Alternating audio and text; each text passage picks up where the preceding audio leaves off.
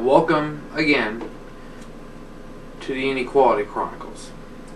I'm your host, Daniel Crawford, and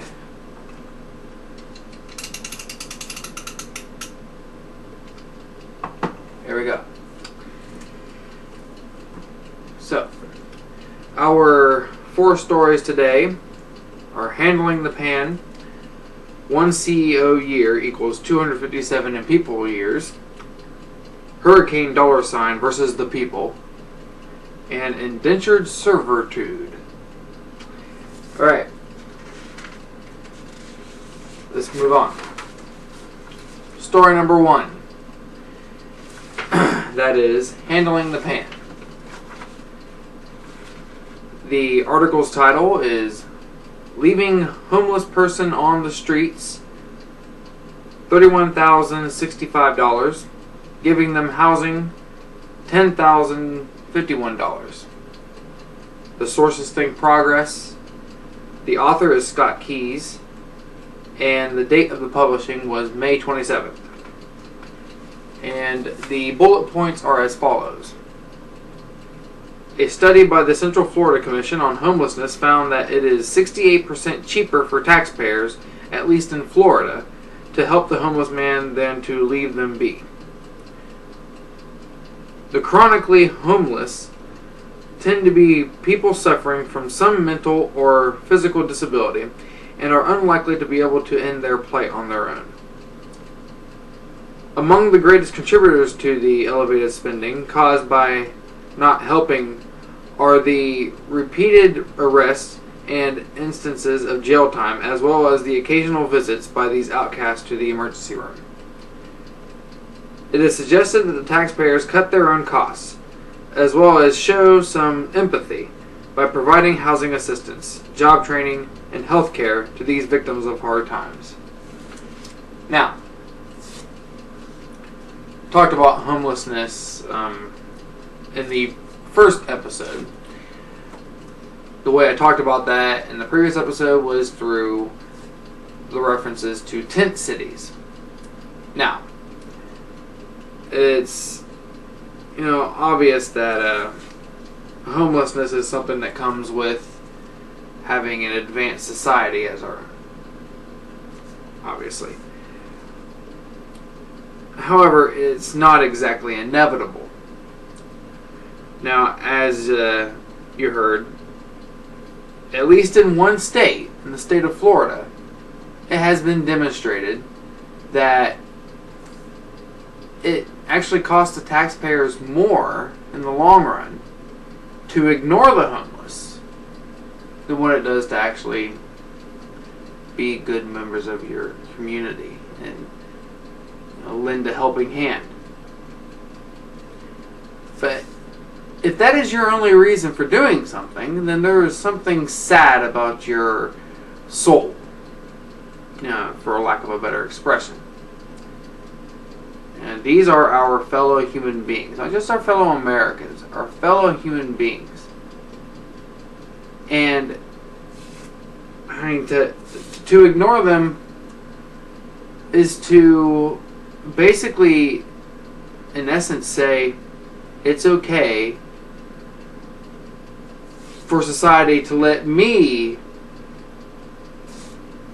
just die if I were to fall into their position. I mean, that's where that whole concept of do unto others as you would have them do unto you comes in. It's a matter of treating others the way you would want to be treated. Right? Even forget that. How about just caring for one another for once? The fact that we, the wealthiest country in the world, have homeless people, period, is inexcusable.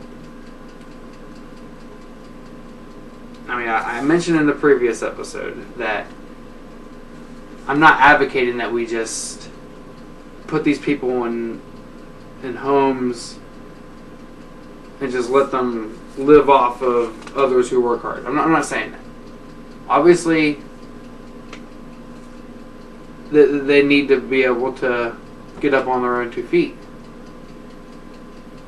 But if this is all just going to be about them having to do it all on their own from the very get-go, then they're just never going to get anywhere. I mean, many of these people are suffering from mental ailments, from physical disabilities. And sometimes not even that. Sometimes they're just so down on their luck that eventually it just takes everything away from them.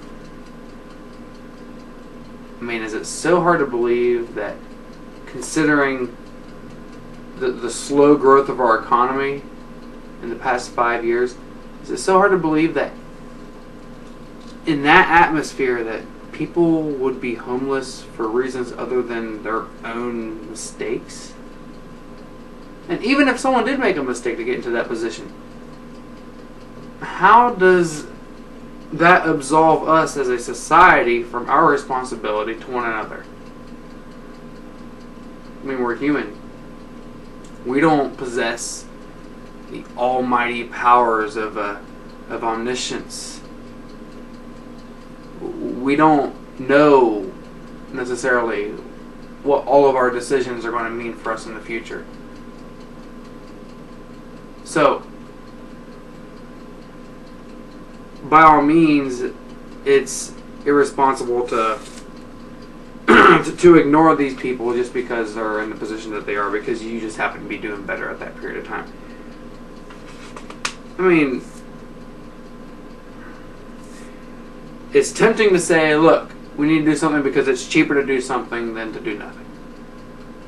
I mean, it's true. I mean, with all the things that the homeless go through, you know, getting medical care when it's way too late, having to go to the emergency room, you know, getting treatment after treatment, or serving time in jail.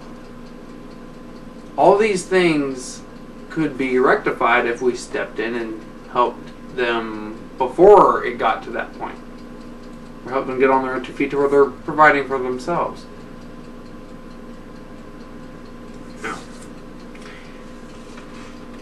this is a major problem, and it is something that's been a problem in this country for a long time. But it's inescapable to talk about inequality, you know, without talking about this as well. So as often as I could find the stories about the issue of homelessness, I'm going to share it because it is definitely pertinent to this to the subject of this show. One CEO year equals 257 people years. The story, the article, is median CEO pay rose to more than $10 million last year. The source is Huffington Post. Author is Ken Sweet, and it was published on May 27th. The bullet points. In 2013, at least one CEO broke a record by seeing his pay package rise above $10 million for the first time, realizing an 8.8% increase from 2012. The average disparity between CEO and a common worker's pay has grown at an alarming rate in just 5 years, with the difference being that the CEO brought home 181 times what his or her average bottom employee did in 2009 to 257 times now. In other words, it would take 257 years for one working person to make what their boss makes in a single year. Putting things into perspective, the 8.8% increase in CEO pay dwarfs the 1.3% increase that average workers saw in that same year.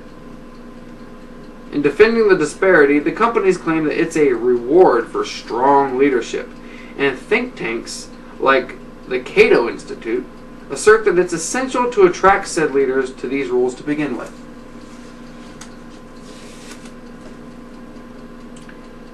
I mentioned earlier, just a moment ago, that the economy is growing. The National Bureau of Economic Research, which is, I believe it's called a nonpartisan organization that tracks economic growth. It is a reliable source, and it shows that yes, the economy has been growing.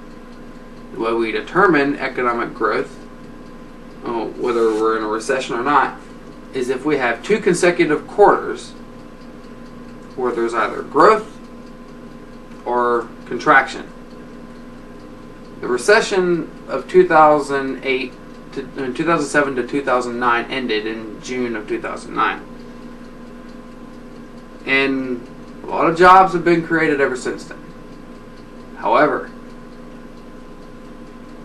the overwhelming majority of the economic growth has benefited people at the very top tier of our society. Now, do not make the mistake of thinking that the reference to them as being top tier means that they are somehow better than the rest of us. Their wealth is a product of your hard work. They can only live high on the hog because you permit it. Plain and simple. And I'm speaking directly to you, the viewer, and all the voters in this country, as well as throughout the world, because these riches are produced by migrant workers as well as those who are practically enslaved in third world countries. We are all in this together as being the stepping stones to their wealth. I'm not going to hold back on this issue, as tempting as it is to try and not become too abrasive. The fact of the matter is that they are stealing the fruits of your hard labor. And I say that they're stealing it because as the wealthy, the so-called job creators, they have an obligation to use that wealth that's created to pump it back into the economy. They have an obligation to use it for the benefit of all. Call that philosophy whatever you want. The reality is that is what makes the economy work. There has to be a constant flow. But when you have all of the economic benefit going towards the top and not coming back down to everyone else so that we can pump it right back in, well, the flow stops. Yeah, this economic growth will only continue for so much longer before eventually you have another bubble burst. Or just the collapse of the system. How much longer do you think we can sustain this inverted growth pattern where the growth just goes to the top, and yet we also see the middle class shrinking and shrinking? And while the middle class shrinks, where does everybody go? They're not going to the top. All we're doing is collecting at the bottom and getting bigger. You see, this claim that that this gross inequality, that this despicable disparity in how the wealth is distributed in this country is essential to attract strong leaders, that the notion of that is just, there's hardly any words that can convey how outrageous that is. That we need for there to be such a massive group of people who are basically starving because the people they work for refuse to give them a raise, refuse to hire more of them in there and treat them better, all because they want to hoard their wealth, our wealth. It is an elitist mentality that will backfire if not corrected.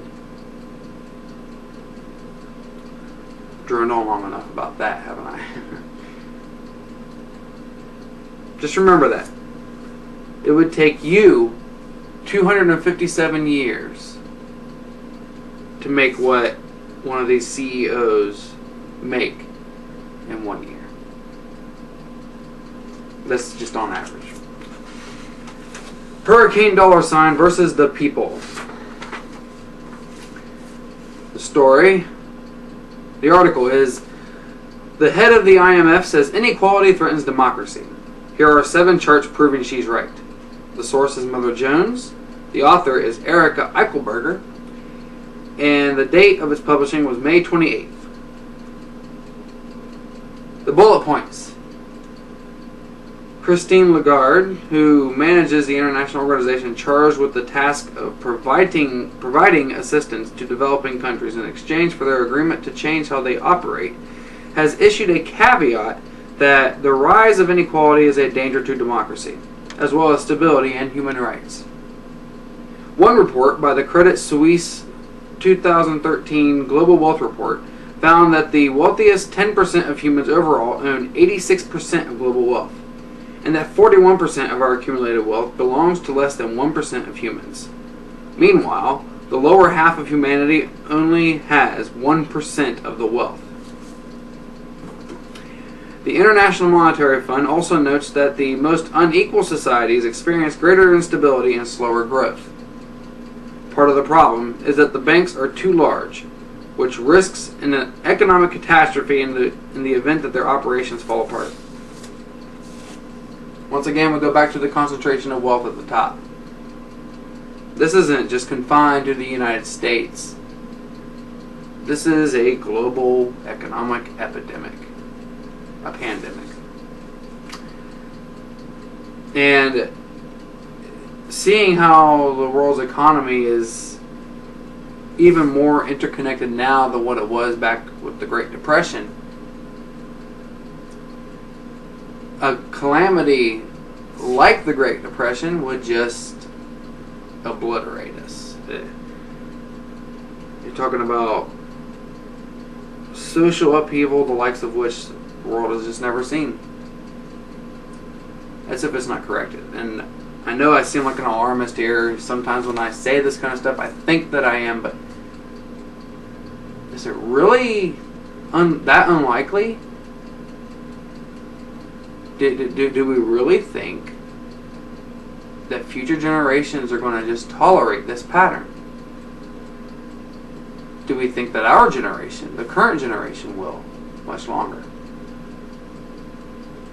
Granted, we have these distractions such as reality TV, sporting events, which I'm a fan of watching sports from time to time. These distractions will only do their job for so long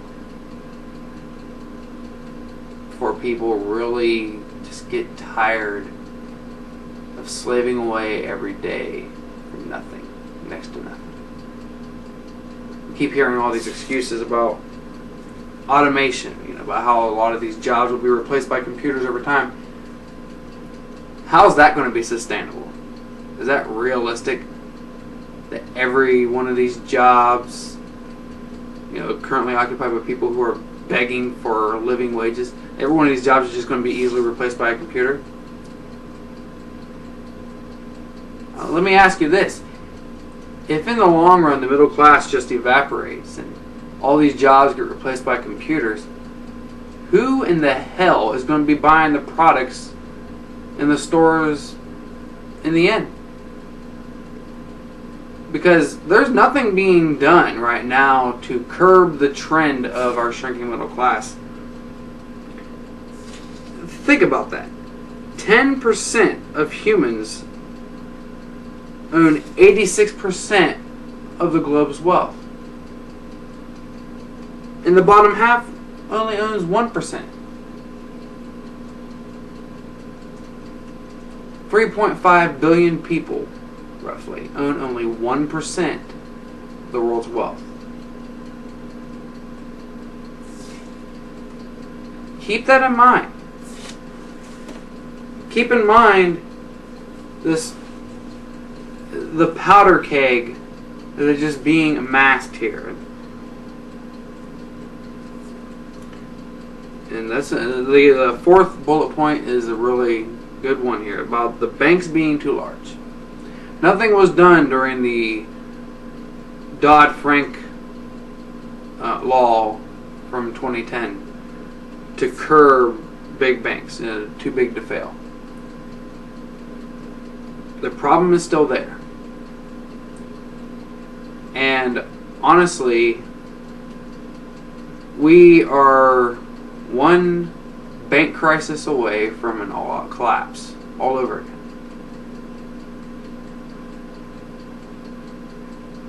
And right now, certainly we've cut the deficit in half and all this, but we've done all this prematurely, and austerity has come prematurely. We have not allowed the United States economy, we have not done enough to get it to be robust again. We have not got the people to work together to get the engines going. And part of this, and this is just talking about U.S. politics right now, part of this is because the Republican Party has refused to cooperate on these, has refused to do anything to help rebuild our economy, because they see that by refusing to help, they can blame the economy's poor health on the president and the Democrats. Having said that, in the first 100 days of President Obama's presidency, he had plenty of momentum. He could have gone in, used the bully pulpit, considered what the lessons that we have learned from the past, from previous presidents who had dealt with similar economic situations, push for a stronger stimulus. He could have still extended the olive branch to the Republican Party, but when they rejected him, and we knew that they would, but after he had done that in good faith, and when they rejected him, he should have pushed forward a truly progressive agenda. So much for being a liberal president. But, and I said, of course, in the previews for this show, in the preview, rather, for this show, that it was going to be partisan. This is what I was talking about right here, because this president and the Democrats in Congress failed to do enough in the beginning. They had the ball and they dropped it, majorly. And a lot of that was also because of the divide within the Democratic Party. It's not exactly solidly liberal. It certainly wasn't back in 2009. A lot of things would have been done if they had been. Would have been cap and trade by now. Something done on the environment of substance. Would have been immigration reform. Would have been Medicare for all. A lot of these things, by the way, deal with the inequality issue, but the stimulus would have been the most profound thing they would have accomplished. We would have had major change, and the Wall Street reform would have been just earth-shaking. And in a good way, that is. Alright, the final story. Indentured servitude. The story's article. The minimum wage loophole that's screwing over waiters and waitresses. Source is Mother Jones. The author is Dana Libelson. The date of its publishing was May 12th. The bullet points. The federal minimum wage for tipped workers has remained frozen at $2.13 per hour for 23 years. Federal law demands that restaurants make up the difference if their workers don't get sufficient tips, but the requirement is rarely, if ever, enforced. Tipped workers are more than twice as likely as other workers to fall under the federal poverty line. 83.8% of restaurants in a series of Labor Department investigations over a 2-year period were found to have violated wage and labor laws. I called this indentured servitude because these people who work for legal wages are damn near enslaved. Sometimes these tipped workers go home with no pay at the end of the day. And that's largely because the restaurants just aren't doing their job to pick up the tab. They're just not. You know, the whole point of this tipped worker malarkey was to assume that customers had the good nature to tip their waitresses. A good value that my mother instilled in me, as she had been a waitress in the past, was to make sure you at least always tip 20%. Every time that I absolutely can, I make sure I do. As a matter of fact, I try to not go to a restaurant that has tipped employees unless I know I can give 20%. Now, I haven't been 100% on that, but I wish I had been. But for the most part, it's true. And honestly, more needs to be done. This is part of the problem right here. Especially single mothers, they tend to be the ones who have to work this type of job, and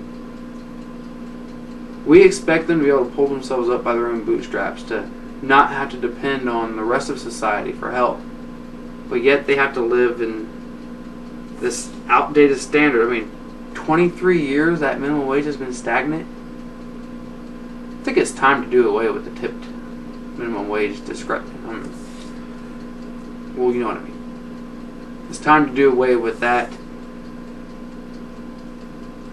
discretion there.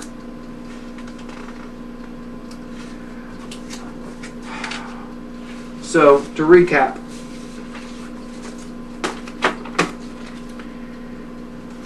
it is better for the taxpayers to help the homeless than to let them rot. The disparity between rich and poor expanded by 41% between 2009 and 2013. The concentration of humanity's overall wealth into fewer and fewer hands is paving a path for civilization's self-destruction.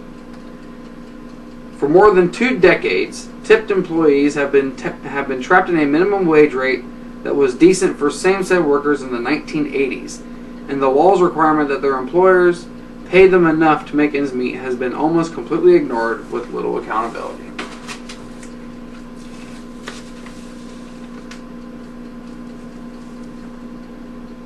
This show is a personal mission of mine. A friend of mine, after he saw the opening edition, had a suggestion that we try to find a model for me to be paid for this or something, and he meant well. But this to me is part of a public service. I don't know how many people will ever actually watch these shows, but I want it to be out there as part of a public record.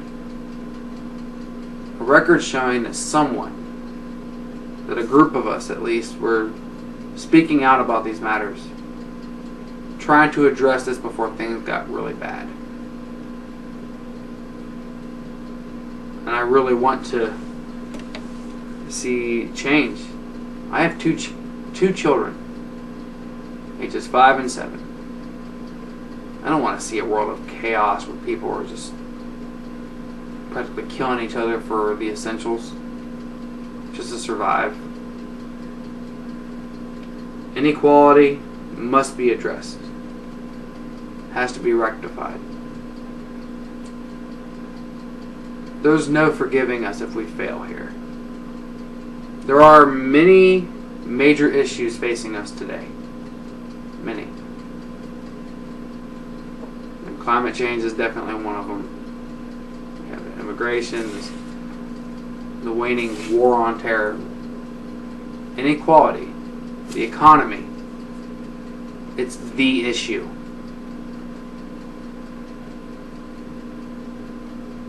And even if we fix the environment, which is, by the way, at least up there with the economy, because after all, that's our health as well. But if we don't fix the economy, that's our whole livelihood. That's humanity's survival. Our survival, continuation of our species, will depend on us getting the environment right and us getting the distribution of wealth right. I'm not saying take all of the rich's wealth, but we have to be responsible with how the flow of money goes. Thank you. Thank you for watching. See you next time.